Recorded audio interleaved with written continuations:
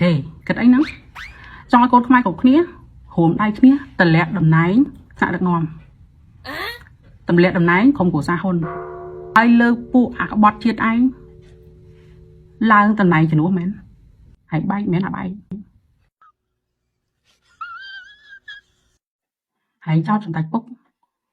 ចោតសម្ដេចថាប្តីក្បត់ជាតិលក់ជាតិឲ្យគេ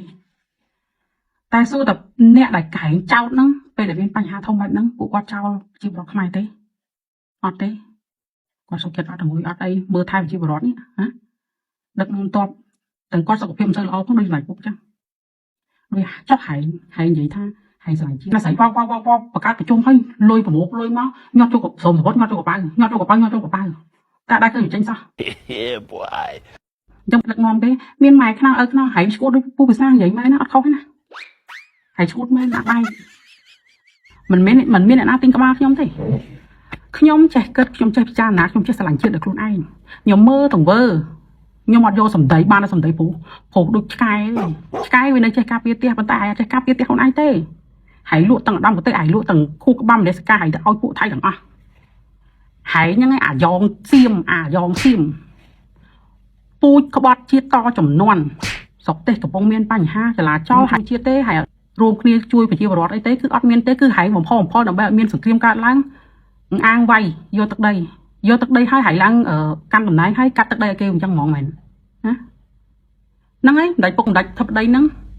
ថ្មតាហ្នឹងឲ្យហែងធ្វើបានងាយអញនិយាយមិនតាមមុនបើសិនសម្ដេចពុកដកឯងចេញពីសញ្ជាតិខ្មែរអញនិយាយមែនអញទិញផ្លែឈើ7មុខទៅថ្វាយព្រះអង្គដងការបណ្ដោយជាសញ្ជាតិខ្មែរហែងចង្រៃណាអាចង្រៃមិនឈាមខ្មែរមិនគួរមានពួកហែងហ្នឹងទេណាអញឃើញក្រុមហែងហ្នឹងមិនសូវឡប់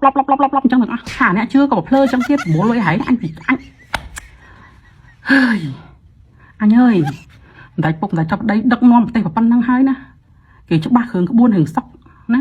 គេទៅរៀនដល់ក្រៅប្រទេសគេមានបទពិសោធន៍គ្រប់យ៉ាងឪពុកគេមានបទពិសោធន៍គ្រប់យ៉ាងគេមានគ្រឿងច្បាប់គ្រឿងទម្លាប់គ្រប់យ៉ាងហើយហែងមានស្អីបានមកជំនាញគេម៉ែនិយាយថាគេមិនល្អហើយគេនឹងចេះគេនឹងចោះ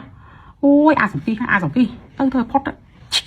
អាពួកសៀមទៅចោលទៅនៅមួយពួកសៀមឲ្យបាត់ទៅហែងចេញទៅនៅសៀមឲ្យបាត់ហែងដាក់ថៃជនជាតិសៀមហ្មងណាកុំយកសញ្ជាតិខ្មែរអាចង្រៃពូជអាលុជាតិ